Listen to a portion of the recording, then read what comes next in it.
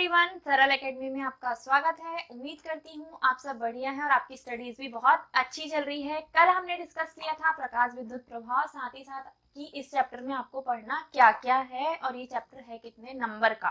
ठीक है, आज हम डिस्कस करेंगे इसी चैप्टर में कि कैथोड किरणें क्या है और ये कैसे उत्पन्न होती है। साथ ही साथ मैं आपको बताऊंगी कि विशिष्ट आवेश क्या होता है।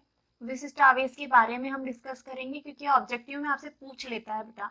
विशिष्ट आवेश के बाद जो परमाणु के 3 महत्वपूर्ण कण हैं जिनका नाम है इलेक्ट्रॉन, प्रोटॉन और न्यूट्रॉन, हम इनके बारे में भी डिस्कस करेंगे। इनका मान कितना होता है, इनका द्रव्यमान कितना होता है, ये कैसे आवेशित होते हैं, इनकी प्रकृति कैसी होती है और इनके खोजकर्ता कौन है। और सबसे लास्ट में सबसे इम्पोर्टेंट टॉपिक हम डिस्कस करेंगे जो कि है बेटा इलेक्ट्रॉन उत्सर्जन, कि इलेक्ट्रॉन उत्सर्जन क्या है और ये कितने प्रकार का होता है। ठीक है, 4 प्रकार है बेसिकली इसके इलेक्ट्रॉन उत्सर्जन के, जो कि आज आपको पढ़ने को मिलेगा। तो सबसे पहले हम डिस्कस करते हैं कि कैथोड किरणें क्या हैं और ये कैसे उत्पन्न होती हैं, इन किरणों के गुण क्या हैं। ठीक है, इसके बाद हम आगे डिस्कस करेंगे कि बाकी चीजें क्या हैं, आगे का आगे देखेंगे। अभी पहले देखो क्या कि कैथोड किरणें क्या है। तो हालांकि आपने ये 12th में पढ़ा होगा, लेकिन एक बार और आपका रिवाइज हो जाएगा। बाई चांस अगर 2 नंबर में पूछ लिया तो बनना चाहिए, इसलिए मैं बता रही, अदरवाइज नहीं बताती। एक आपने विद्युत विसर्जन नलिका ली है और इस विद्युत विसर्जन नलिका के अंदर पूरा निर्वात है और यहाँ का जो दाब है वो है बेटा 10⁻² mm।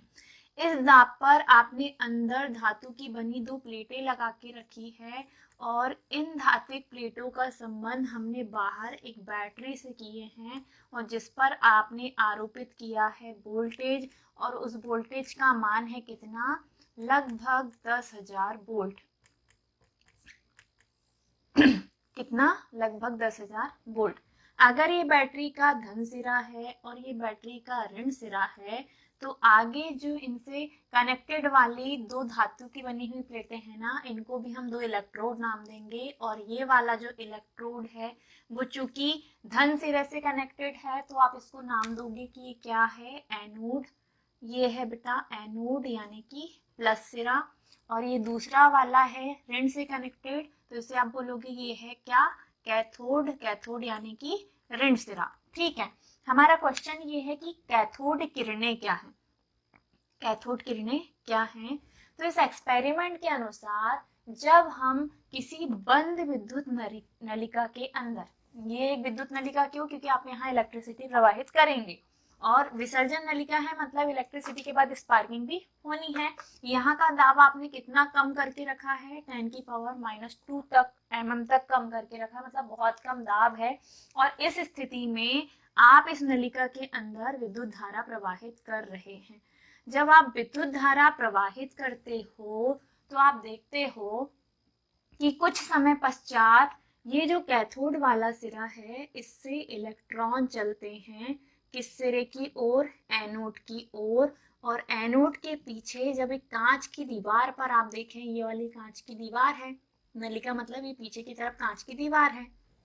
ठीक है, तो जब ये इलेक्ट्रॉन इस तरफ चलते हैं ना प्लस सिरे की ओर, तो कुछ समय बाद हम पाते हैं कि इलेक्ट्रॉन इस प्लस वाले सिरे के पीछे मतलब एनोड के पीछे की कांच से टकराकर प्रतिदीप्ति उत्पन्न करते हैं।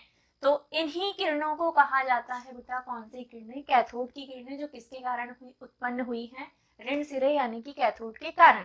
ध्यान से सुनना, जब किसी विद्युत विसर्जन नलिका के अंदर धातु की बनी हुई 2 प्लेटों का संबंध हम बाहर एक बैटरी से करें, बैटरी का धन सिरा धन से कनेक्टेड है, ऋण सिरा ऋण से कनेक्टेड है, मतलब ये बन गया कैथोड, ये बन गया एनोड। और यहाँ जब पूरा अंधकार कर दें उस स्थिति में हम कुछ देर बाद पाते हैं कि कैथोड से एनोड की तरफ इलेक्ट्रॉन भागते हैं, माइनस सिरे से प्लस सिरे की ओर इलेक्ट्रॉन जाते हैं और ये बहुत तेजी से जाते हैं और इसीलिए यहाँ पीछे की तरफ जो कांच है उससे टकराकर के चमकीला सा प्रकाश उत्पन्न करते हैं। इस प्रकाश के कारण हम कहते हैं कि यहाँ जो किरणें आकर टकराई हुई होंगी उन किरणों को ही क्या कहा जाएगा, कैथोड किरणें।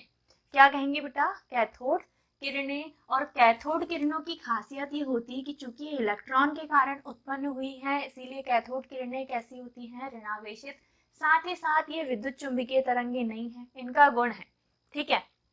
कैथोड किरणों का गुण है कि कैथोड किरणें जो हैं वो इलेक्ट्रॉन के कारण उत्पन्न होती हैं।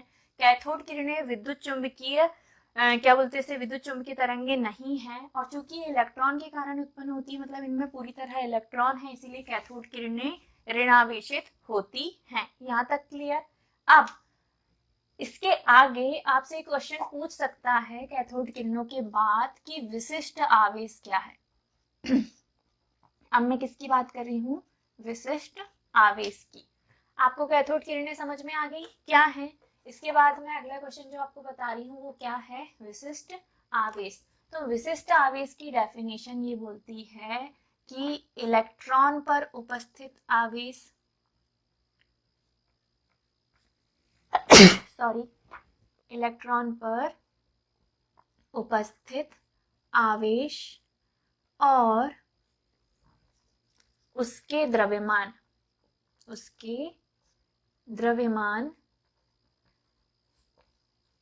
के अनुपात को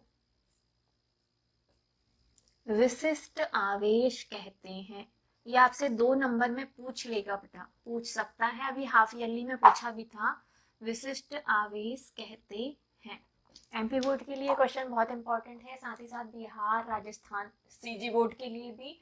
तो आप अच्छे से समझिएगा कि विशिष्ट आवेश क्या है। तो इलेक्ट्रॉन पर उपस्थित कुल आवेश जितना भी है, इलेक्ट्रॉन पर उपस्थित कुल आवेश और उसके द्रव्यमान के अनुपात को ही क्या कहा जाता है, विशिष्ट आवेश। यानी कि विशिष्ट आवेश बराबर हो सकता है क्या, इलेक्ट्रॉनिक आवेश यानी कि E बटे में उसका द्रव्यमान यानी कि m। अब मुझे एक बात बताइए कि एक इलेक्ट्रॉन पर आवेश कितना होता है। तो एक इलेक्ट्रॉन पर आवेश होता है बेटा 1.6 इंटू 10 की पावर -19 कूलाम। एक इलेक्ट्रॉन पर आवेश कितना होता है, 1.6 इंटू 10 की पावर -19 कूलाम। साथ ही साथ एक इलेक्ट्रॉन का द्रव्यमान कितना होता है, तो द्रव्यमान होता है 9.1 इंटू 10 की पावर -31 किलोग्राम। दो अलग अलग चीजें हैं। ऊपर आपको इलेक्ट्रॉन पर उपस्थित आवेश का मान रखना है और नीचे आपको इलेक्ट्रॉन के द्रव्यमान का मान रखना है। जब हम इनको काटेंगे पीटेंगे तो जो भी आपको मान प्राप्त होगा वो होगा किसका मान, विशिष्ट आवेश का। किसका, विशिष्ट आवेश का। मैं क्यों निकाल रही हूँ ये मैं आपको अभी बताऊंगी। 1.6 पॉइंट से पॉइंट को काटो, 10 की पावर -31 को ऊपर लेके जाएंगे तो प्लस का 31 और प्लस के 31 से हम 19 को घटाएंगे तो कितना बचेगा, 12। यानी कि यहाँ जो बचा है वो है 16, 10 की घात 31 को ऊपर लेके गया, 19 से 31 को घटाया तो प्लस का क्या बचेगा 12 और बटे में क्या है 91। क्या ये डिजिट कटेगी, नहीं। तो 16 को एक जीरो उधार दे दो इधर से, तो इधर कितने बचे 10 की घात 11 और बटे में है 91। अब आप इससे इसको काटोगे ना तो 1.76 इंटू 10 की पावर 11 आएगा, काट के देख लीजिएगा। और ये आया है E/m का मान, जिसका मात्रक है क्या, कूलाम प्रति केजी। ठीक है, ये निकला है विशिष्ट आवेश का मान E/m का मान, जिसका मान आया है 1.76 इंटू 10 की पावर 11 कूलाम प्रति किलोग्राम। और जो मान विशिष्ट आवेश का होता है वही मान कैथोड किरणों का भी होता है बेटा। ठीक है, आपको याद रखना है। विशिष्ट आवेश की डेफिनेशन ये थी, इलेक्ट्रॉन पर उपस्थित आवेश और उसका जितना भी द्रव्यमान है इलेक्ट्रॉन का, इन दोनों का अनुपात ही कहलाता है विशिष्ट आवेश। इसको दर्शाने के लिए भी आप E/m का यूज करेंगे। आगे इसकी वैल्यू चाहिए तो इलेक्ट्रॉनिक आवेश कितना होता है 1.6 इंटू 10 की पावर -19, आपके चैप्टर नंबर 1 में आपने पढ़ा होगा। साथ ही साथ इलेक्ट्रॉनिक मास कितना होता है, तो 9.1 इंटू 10 की पावर -31। हमने पॉइंट से पॉइंट को काटा था इसीलिए मैंने यहाँ काट दिया था। 31 को ऊपर लेके जाओगे, आधार समान है, घातें जुड़ेंगी तो 31 प्लस का 19 माइनस का बचा 12 बटे में है 91 से 16 कटेगा नहीं, एक जीरो इधर ट्रांसफर, 160 से 91 को 160 को काटो 1.76 इंटू 10 की पावर 11 आएगा जो कि है आपका क्या, विशिष्ट आवेश, और जब ये विशिष्ट आवेश निकल जाए तो मात्रक ऊपर था कूलाम, नीचे था किलोग्राम, तो मात्रक आएगा बेटा इसका कूलाम प्रति किलोग्राम। मैंने क्या बोला कि विशिष्ट आवेश का जितना भी मान होगा वही मान होगा कैथोड किरण पर उपस्थित आवेश का या कैथोड किरणों का, और जो कि होता कितना है 1.76 इंटू 10 की पावर 11। यहाँ तक क्लियर? यहाँ तक कोई डाउट नहीं? मिटा दूं? तो इसके आगे हम बढ़ते हैं। आगे आज आपका टॉपिक क्या है? विशिष्ट आवेश हो गया आपका, कैथोड किरणें हो गई। अब इसके बाद मैंने आपको बोला था बेटा कि हम पढ़ेंगे किसके बारे में? इलेक्ट्रॉन, प्रोटॉन और न्यूट्रॉन के बारे में। मुझे एक बात कमेंट करके बताओ, क्या आपको समझ में नहीं आ रहा? क्या आपके सर के 10 फीट ऊपर से चीजें जा रही हैं? मतलब समझने में कोई दिक्कत है? नहीं ना? तो कमेंट करके बताते क्यों नहीं? मुझे बताइए कि कहाँ दिक्कत है। आप लोग शेयर भी नहीं करते, चैनल की ग्रोथ रुकी हुई है। आप लोग शेयर करेंगे तभी तो हम लोगों की रीच बढ़ेगी बेटा। हम टोटली आप पे डिपेंडेंट है यार, तो थोड़ा तो सपोर्ट दिखाओ। इंस्टाग्राम पे जो शॉर्ट रील डल रही है उनको भी देखो, वहां पे भी आपका थोड़ा बहुत अटेंशन चाहिए हमें। वो शॉर्ट रील आपके क्विक रिवीजन में आपको हेल्प करेगी। अभी आपने ध्यान दिया होगा तो जो बायोलॉजी के बच्चे हैं, जो शॉर्ट रील थी हमारी, उससे काफी क्वेश्चन आपको हाफ ईयरली एग्जाम में देखने को मिले। फिजिक्स में भी सेम ऐसा ही है, जो क्विज हम डालते हैं उससे भी काफी हेल्प आपको मिलती है। और जैसे जैसे एग्जाम ईयर आएंगे हम अपने आप को और अपडेट करते चलेंगे यार। तो प्लीज सपोर्ट अस, आपसे यही उम्मीद है और यही आपसे विनती भी है। चलिए अब हम पढ़ते हैं किसके बारे में? इलेक्ट्रॉन, प्रोटॉन और न्यूट्रॉन के बारे में। इलेक्ट्रॉन, प्रोटॉन और न्यूट्रॉन के बारे में, ठीक है। अब मुझे एक बात बताइए, इलेक्ट्रॉन की खोज किसने की थी? जे थॉमसन सर ने। प्रोटॉन की खोज किसने की थी? रदरफोर्ड ने। और न्यूट्रॉन की खोज किसने की थी बेटा? तो न्यूट्रॉन की खोज की थी जेम्स चैडविक सर ने। ठीक है, ये है आपका इलेक्ट्रॉन, ये है प्रोटॉन और ये है न्यूट्रॉन। इलेक्ट्रॉन को दर्शाते हैं E से, प्रोटॉन को P से और न्यूट्रॉन को N से। इलेक्ट्रॉन की जो खोज करता है, इलेक्ट्रॉन की खोज करता है कौन? J Thomson sir. तो इलेक्ट्रॉन की खोज करता है जे थॉमसन सर। आगे प्रोटॉन की जो खोज करता है वो है कौन? रदरफोर्ड। रदरफोर्ड का प्रकीर्णन प्रयोग भी आप पढ़ते हो। और न्यूट्रॉन के जो खोज करता है वे हैं जेम्स चैडविक। James Chadwick. अब अगर मैं बात करूं कि इस पर आवेश कितना होता है, किस पर? इलेक्ट्रॉन पर। तो आपको पता है बेटा, इलेक्ट्रॉन पर उपस्थित आवेश होता है 1.6 इंटू 10 की पावर -19। लेकिन इतना इस पर धनावेश होता है, प्लस में। ठीक है। प्रोटॉन पर आवेश कितना होता है अगर आपसे पूछ ले तो आप बोलोगे इस पर भी होता है 1.6 इंटू 10 की पावर -19 कूलाम, लेकिन इस पर इतना, सॉरी, इलेक्ट्रॉन पर धनावेश नहीं होता, इलेक्ट्रॉन पर होता है ऋणावेश। और प्रोटॉन पर होता है बेटा धनावेश, मतलब ये प्लस में। ठीक है। और न्यूट्रॉन जो है ये आवेशहीन होता है, आवेशहीन होता है, मतलब इस पर कोई आवेश नहीं होता। अगर आप द्रव्यमान की बात करें, अगर आप द्रव्यमान की बात करें तो मैंने अभी आपको बताया था इलेक्ट्रॉन का जो द्रव्यमान होता है वो होता है 9.1 इंटू 10 की पावर -31 किलोग्राम। इलेक्ट्रॉन का द्रव्यमान कितना होता है? 9.1 इंटू 10 की पावर -31 किलोग्राम। फिर इसके द्रव्यमान की बात करें, किसके? प्रोटॉन की द्रव्यमान की बात करें तो प्रोटॉन का द्रव्यमान होता है बेटा 1.67 इंटू 10 की पावर -27 किलोग्राम। आपको रटना पड़ेगा, याद करना पड़ेगा। और ये न्यूट्रल है तो इस पर कोई इसका ना तो इस पर ना तो आवेश होता है ना ही इसका द्रव्यमान। इलेक्ट्रॉन की प्रकृति देखें तो इसकी प्रकृति कैसी है कि ये ऋणावेशित कण है। कैसा कण है? ऋणावेशित कण है। अगर प्रोटॉन की बात करें प्रकृति की तो ये है धनावेशित कण, मतलब जैसे ही इलेक्ट्रॉन के पास आएगा ये उससे आकर्षित होना चालू हो जाएगा। और अगर हम मतलब धनात्मक है, ठीक है।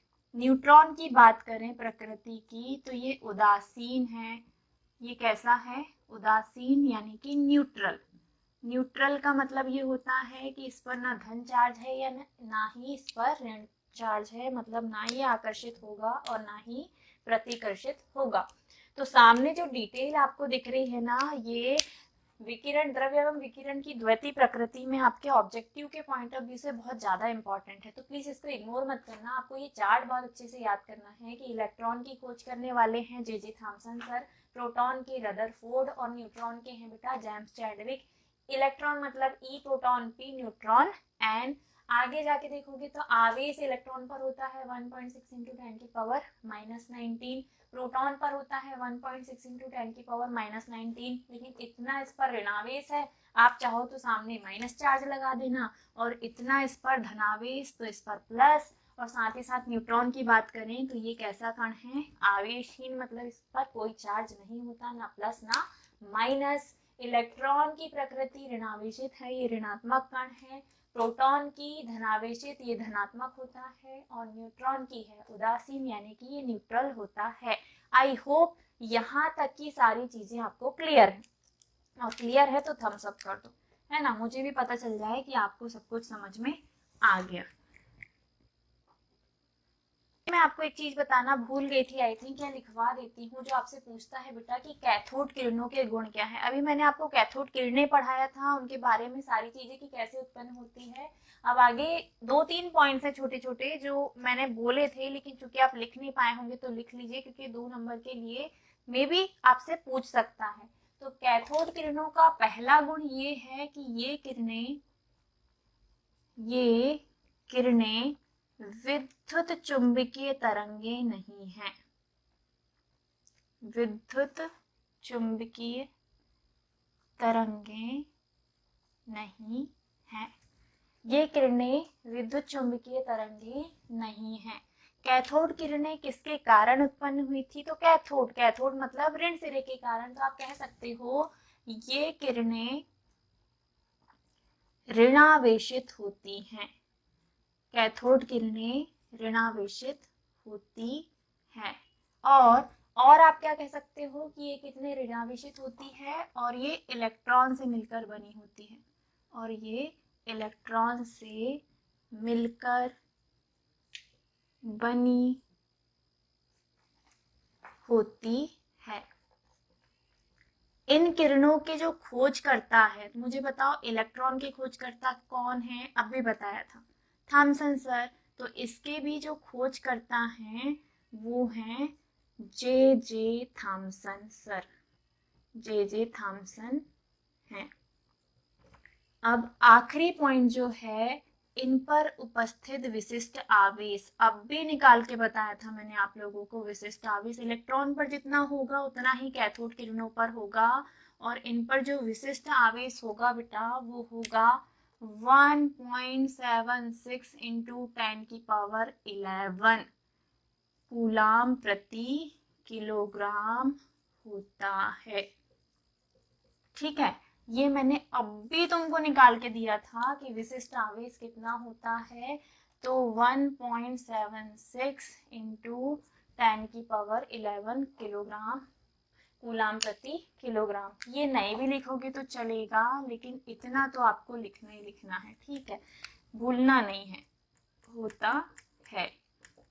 ये थे कैथोड किरणों के गुण। आगे मैं आपको पढ़ाऊंगी अगली क्लास में, अभी थोड़ा सा टाइम ज़्यादा, वीडियो थोड़ा सा लंबा हो जाएगा। तो अगला टॉपिक हमारा रहेगा कि इलेक्ट्रॉन उत्सर्जन क्या है। इलेक्ट्रॉन उत्सर्जन क्या है और इसके कितने प्रकार हैं। इलेक्ट्रॉन उत्सर्जन के चारों प्रकारों को हम नेक्स्ट वीडियो में डिस्कस करेंगे। तो आई होप आपको ये टॉपिक जो आज हमने पढ़ा, क्या क्या पढ़ा, तो बहुत सारी चीजें हो गई लेकिन समझ में नहीं आया होगा बेटा कि कितना सारा हो गया। तो फिर से कि एक बार रिपीट वीडियो को देख लेना। कैथोड किरणों के बारे में आपको पढ़ना है, कैसे उत्पन्न होती है, अंदर ताप कितना रखते हैं, किस सिरे से इलेक्ट्रॉन किस सिरे की ओर जाते हैं, ये पूरा, इन किरणों की खोज किसने किया था वो। साथ ही साथ आपको कैथोड किरणों के गुण पढ़ने हैं, विशिष्ट आवेश क्या होता है उसकी डेफिनेशन, और साथ ही साथ उसका मान कितना होता है, उसका सूत्र आपको याद करना है। और आगे मैंने आपको बताया था इलेक्ट्रॉन, प्रोटॉन और न्यूट्रॉन के बारे में कि तीनों के खोजकर्ता कौन है, इनकी प्रकृति कैसी होती, इन पर आवेश का मान यानी कि इन पर चार्ज कितना होता है, इनका मास कितना होता है यानी कि द्रव्यमान कितना होता है। और आगे हम पढ़ेंगे किसके बारे में, इलेक्ट्रॉन उत्सर्जन के बारे में। तो आई होप जितनी चीजें आज हमने कवर की हैं वो सारी आपको बहुत अच्छे से समझ में आई है। प्रीवियस लेक्चर में प्रकाश विद्युत प्रभाव जो पढ़ा है उसको भी अच्छे से पढ़ लेना, हाफ ईयरली में भी पूछा है और आपके एनुअल एग्जाम में भी इसके पूरे चांसेस बन रहे हैं इस चैप्टर से पूछे जाने के। तो वीडियो अच्छा लगा हो, आपको फैक्ट अगर क्लियर हुए हो, समझ में आया हो, तो प्लीज लाइक करना, शेयर वीडियो को जरूर से जरूर कर देना। जितना ज्यादा से ज्यादा शेयर करोगी हमारी भी उतनी ज्यादा बढ़ेगी। और अपने दोस्तों को भी बताओ यार कि सरल एकेडमी जैसा भी कोई चैनल है जो कि आपके साइंस के फैक्ट्स को थोड़े से आसान करके आपको चीजें देने की कोशिश करता है। तो मिलते हैं अगले वीडियो में। Tata, bye bye, take care, Radhe Radhe.